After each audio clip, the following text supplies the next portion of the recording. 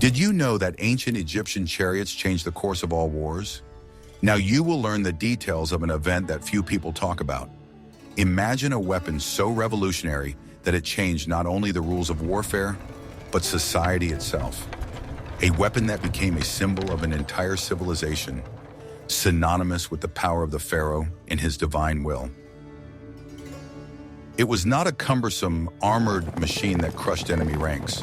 On the contrary, it was incredibly light, fast, and maneuverable, a true marvel of ancient engineering.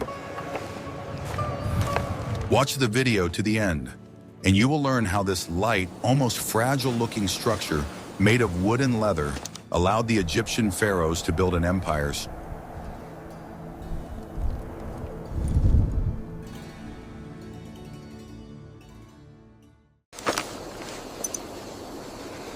I will reveal the most closely guarded secret. The Egyptian chariot was not just a weapon, but an instrument of social revolution. Its appearance created a completely new elite class, changing the structure of Egyptian society forever. This new class was known as the Marianu, a caste of professional chariot warriors. Becoming a Marianu was incredibly prestigious, but also extremely expensive. The cost of a single chariot with a team of horses and all the equipment was comparable to the cost of a small estate. That is why service in the chariot troops became a closed club for the aristocracy. It was a social ladder, and at the same time a marker of the highest status. The pharaoh personally knew the commanders of his chariot troops, granting them land and gold. I'm thinking about the campaigns and what that means for us. Training a charioteer warrior took years of grueling training. He had to be proficient not only in driving a chariot, but also in shooting a powerful composite bow at full gallop. This required strength, agility, and incredible coordination. This new class of warriors had its own code of honor and worldview. They were the elite of the new kingdom, the pillars of the throne, and the main striking force of the army. Their loyalty was ensured not only by an oath, but also by enormous privileges.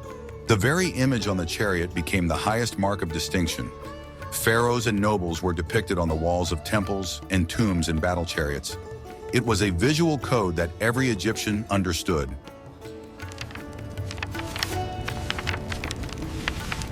The emergence of the Marianu changed the balance of power within the country.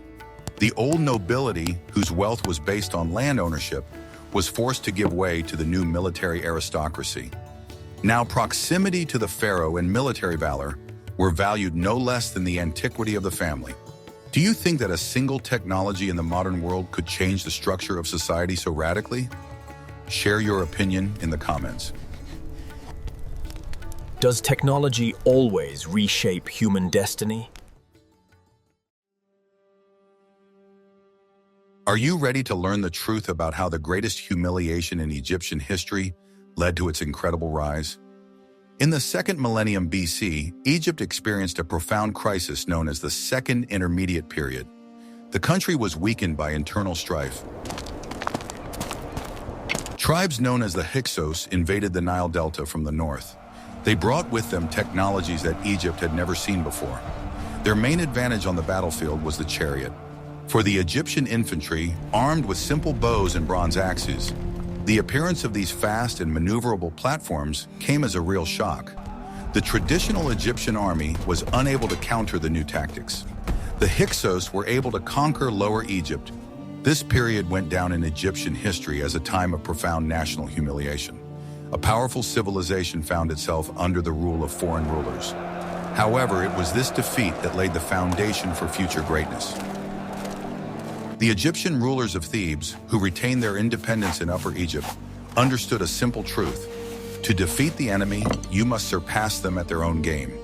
They began to actively adopt and study the military technology of the Hyksos. The Egyptians did not just learn, they analyzed and sought to improve the knowledge they had gained. The craftsmanship is superb. Egyptian craftsmen carefully studied the design of the captured chariots. They experimented with materials, shape, and balance. Their goal was not simply to copy, but to create a machine that surpassed the original. At the same time, the Egyptians mastered the tactics of using the new weapon. They created their own training centers, where they trained the first chariot warriors. it was a long and difficult process that required a complete overhaul of the military machine. When the time came for revenge, the Egyptian army was completely different. The liberator pharaohs, Yamos I and his successors, unleashed the power of their own chariot corps on the Hyksos. Now it was the conquerors who experienced the shock of encountering improved weapons. After expelling the Hyksos, Egypt did not stop there. The pharaohs of the new kingdom, such as Thutmose III and Ramses II, used the new army to create a vast empire. Yesterday's weapon of humiliation became the instrument of their greatest triumphs. But the Egyptians did not simply copy foreign technology. In the next chapter, you will learn what unique engineering secrets allowed them to transform a cumbersome Asian chariot into the most advanced weapon of its time. We will ensure it holds.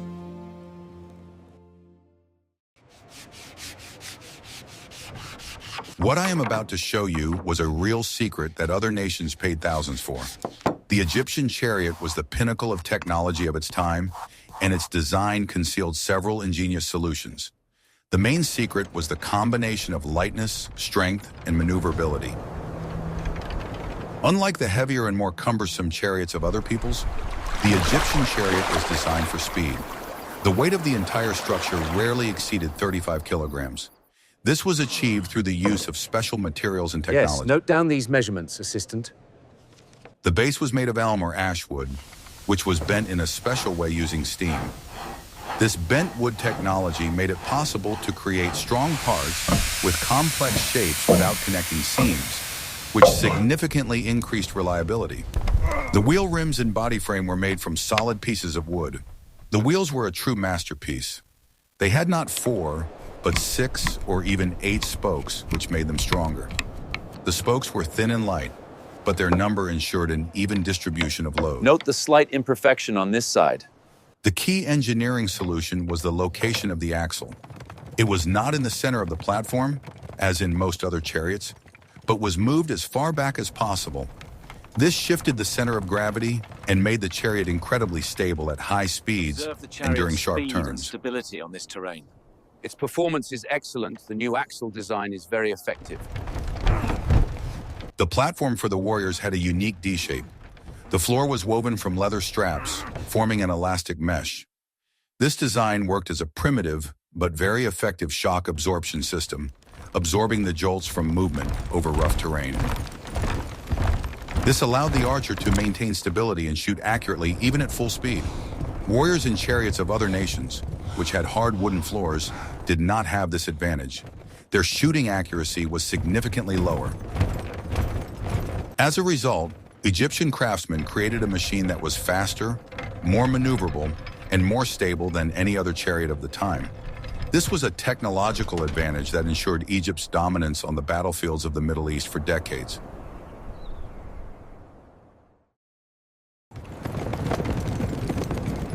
What if I told you that everything you believed about ancient warriors was wrong? The success of the Egyptian chariot depended not only on its perfect design, but also on its crew. 2 warriors acting as one turned a light vehicle into a deadly combat unit. The crew consisted of a charioteer and an archer. Each was a top-class professional whose training took many years. Their coordination and mutual understanding were the key to survival and victory in battle. The driver was not just a driver, but a master of tactical maneuvering. He controlled the team with reins wrapped around his torso to free his hands. This allowed him to use his shield to protect himself. His tasks included choosing the optimal route on the battlefield, dodging enemy attacks, and taking the most advantageous position for shooting. He had to feel the chariot and anticipate the enemy's actions. The lives of both warriors depended directly on his skill. The archer was the main striking force of the crew. Usually he was a warrior of noble birth, armed with a powerful composite bow. His task was to fire continuously and accurately at enemy formations. 2 quivers with javelins and arrows were attached to the chariot platform. One quiver was intended for long-range shooting, the other with heavier tips for close combat. The archer had to be able to quickly change the type of ammunition, depending on the situation. Coordination between the driver and the archer was automatic. They understood each other without words, using gestures or short commands. The driver knew the angle and distance his archer needed for an effective shot. It was this combination of a perfect machine and a perfectly trained crew that made the Egyptian chariot the queen of the battlefield. It was not just a vehicle, but an integrated weapon system ahead of its time.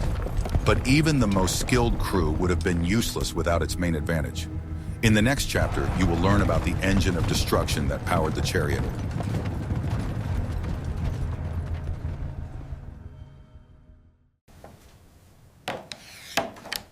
The main weapon of the Egyptian charioteer was not a sword or a spear, but a composite bow.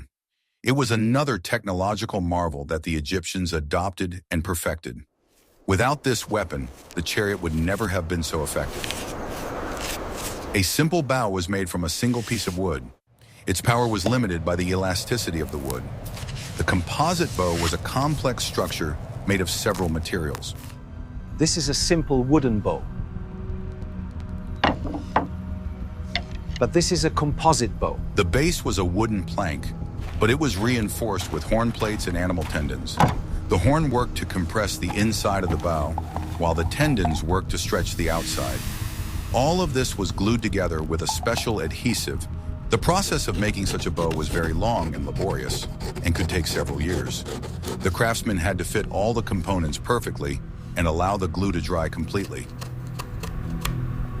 The result was a bow that was several times more powerful than a simple wooden bow, despite its smaller size. Its tension could reach 50 kilograms. This allowed arrows to be shot up to 300 meters. This was exactly the power needed to hit targets from a moving platform. Arrows shot from a composite bow had high penetrating power. They could damage warriors protected by shields and light armor. The shape of the bow was also unusual. When unstrung, it had a characteristic curved shape. This shape allowed it to accumulate maximum energy when the bowstring was drawn. Thus, the chariot and the composite bow were two parts of the same system. One without the other would have been much less effective. It was their synergy that ensured the total superiority of the Egyptian army of the New Kingdom.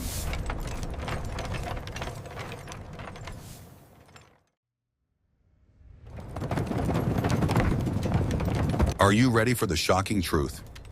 The Egyptians almost never used chariots for frontal ramming, as shown in movies. Their tactics were much more complex and sophisticated. The main task of the chariot corps was not to crush the enemy army, but to disrupt it. They acted as mobile firing platforms, circling around enemy formations. It was a hit-and-run tactic perfected to the highest degree. The battle usually began with a massive attack by chariots. Thousands of crews approached the enemy at tremendous speed, but did not engage in direct contact. Instead, they moved along the front, showering the infantry with a hail of arrows. This maneuver was called a carousel. The chariots moved in a circle or ellipse, providing continuous fire from a safe distance. The psychological effect of such an attack was enormous. Imagine dense rows of infantry standing under continuous fire.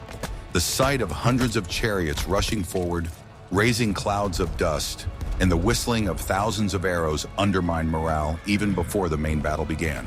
The main purpose of this barrage was to disrupt the enemy's formation. The chariots sought to create gaps in the defense, force the infantry to mix, and disrupt command and control. Weakened and disorganized troops became easy targets for the next phase of the attack. When the enemy formation was sufficiently disrupted, the chariots could make short penetrating attacks. They broke through the gaps that had formed, dividing the enemy army into parts. Only after the chariots had accomplished their task of weakening the enemy did the Egyptian infantry enter the battle. They attacked an already broken and disorganized enemy. At this time, the chariots switched to the flanks, pursued the retreating enemy, and destroyed the enemy chariot units. But how did the Egyptians manage to build, maintain, and supply thousands of such complex machines far from home? In the next chapter, we will talk about their unique logistics system.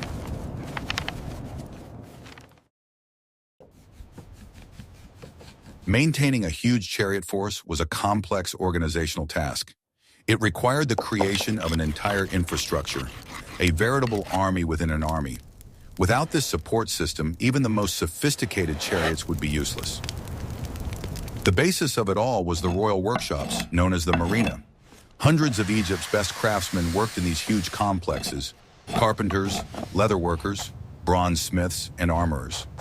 It was here that chariots and all the necessary equipment were centrally manufactured and repaired. Production was standardized. This meant that parts from one chariot fit another. Such interchangeability was a revolutionary idea for the time and greatly simplified repairs in the field. The chariot corps had a clear hierarchical structure. It was divided into divisions, which in turn consisted of squadrons of 25 chariots. This organization allowed for the effective management of large numbers of chariots on the battlefield. Each squadron was an independent unit with its own support staff. It included not only soldiers, but also squires, craftsmen for field repairs, and servants. This team ensured the combat readiness of the chariots during the campaign. Great attention was paid to logistics. During military campaigns, the army was accompanied by a huge convoy. It carried spare parts for chariots, wheels, axles, drawbars, as well as tons of arrows and other weapons. The supply problem was one of the most acute. The chariot army required enormous resources. It was necessary to provide not only for the people, but also for the draft animals. This complex and expensive system was the basis of the new kingdom's military power. It required a tremendous strain on all the resources of the state, but it was this system that allowed Egypt to dominate the Middle East for decades.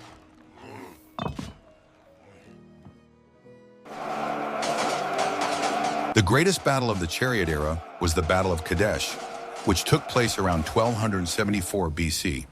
This battle brought together the two greatest empires of the time, Egypt, led by Ramses the Senantagan, and the Hittite Empire, led by Muwatalli. It was a battle in which chariots played a major role. Ramses II led an army of about 20,000 infantrymen and 2,000 chariots. The Hittites and their allies were able to field even greater forces, up to 40,000 infantrymen and about 3,700 chariots. It was the largest use of chariots in history. The battle began with a tactical error by Ramses. Believing false reports from defectors, he decided that the Hittite army was far away. As a result, the Egyptian army stretched out on the march. The Hittites took advantage of this moment. Their chariots suddenly attacked one of the Egyptian divisions on the march, completely destroying it. Then the full force of the Hittite attack fell on Ramses' own camp. At this point, the differences in the design and tactics of the chariots became apparent. The Hittite chariots were heavier than the Egyptian ones and carried a crew of 3, a driver, a warrior, and a shield bearer. They were good for a powerful first strike. Finding himself in a desperate situation, Ramses personally led the counterattack of his remaining chariots. The light and maneuverable Egyptian crews were able to withstand the heavier but slower Hittite ones. They used their favorite tactic of firing at the enemy from a distance. The key moment of the battle was the arrival of an elite Egyptian unit, which struck the Hittites in the flank. This changed the course of the battle and allowed Ramses to avoid complete defeat. The Hittite chariots, preoccupied with looting the Egyptian camp, were caught off guard.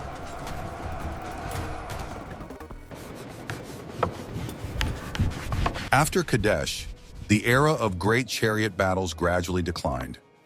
Military strategists began to look for new, more effective ways of waging war. But the battle remained in history as the greatest monument to the power of this ancient weapon.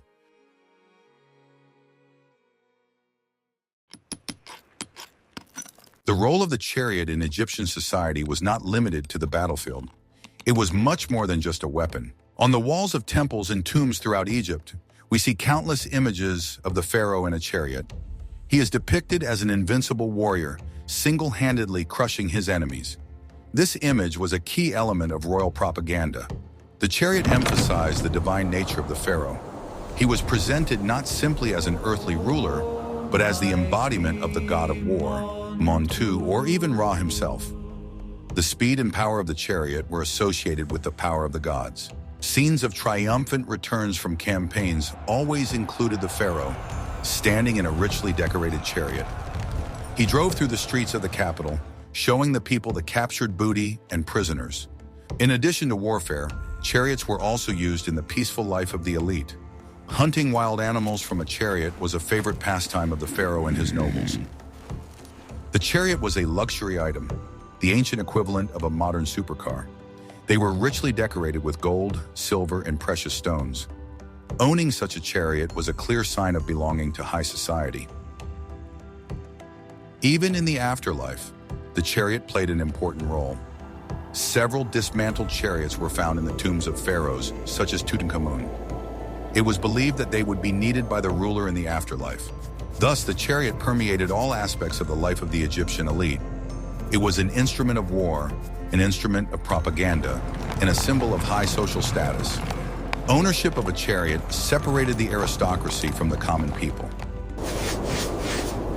This multifaceted image made the chariot one of the most recognizable symbols of ancient Egypt. It epitomized the entire New Kingdom era, a time of great conquests, imperial power, and incredible luxury. It was the golden age of chariots.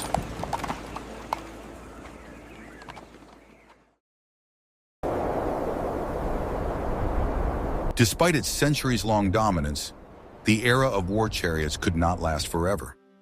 By the end of the New Kingdom and the beginning of the Iron Age, changes began to take place in the Middle East that made this formidable weapon obsolete. The decline of chariots was caused by a whole complex of reasons. One of the main reasons was the development of cavalry. Gradually, people learned to fight effectively on horseback without the use of a chariot. A horseman was more maneuverable and mobile than a chariot, especially in rough terrain. The emergence of mounted archers was a death sentence for chariots. A mounted archer could perform the same tactical tasks as a chariot crew, but was a cheaper and more flexible combat unit. At the same time, infantry tactics were also improving. Armies learned to counter chariot attacks. Dense formations armed with long spears and the use of barriers could stop the advance of even the most powerful chariot corps. The changing nature of warfare also played a role.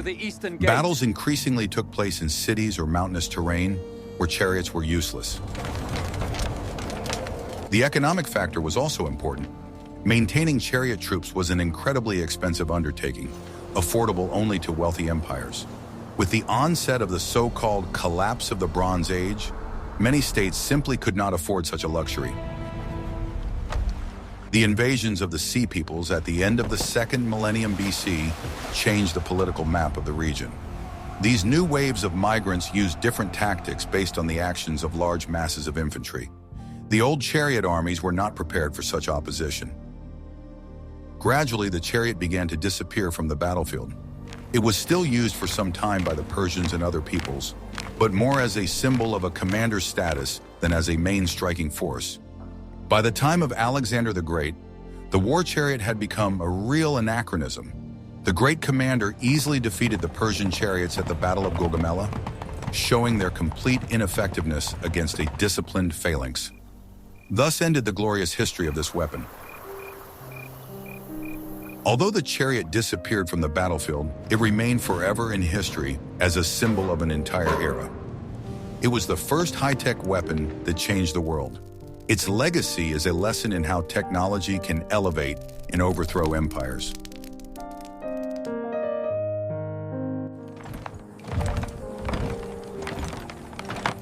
We can see that the Egyptian chariot was not just a weapon, but a complex system that included advanced technology, special tactics, an elite cast of warriors, and a powerful ideological component. It became the tool that allowed Egypt to build and maintain its empire for centuries. The history of the chariot is a striking example of how a single invention can change the course of history. From the humiliating defeat by the Hyksos to the great triumphs of Thutmose III and Ramses II, the entire journey was accompanied by the clatter of wheels. It became a symbol of the power, speed, and divine authority of the pharaohs. And although its era is long gone, the Egyptian chariot will forever remain one of the most vivid images in the military history of mankind. Please suggest topics for future videos that you would like to see on our channel in the comments. And don't forget to subscribe so you don't miss new episodes. The shadows lengthen as the sun begins its descent, painting the sky with hues of amber and rose.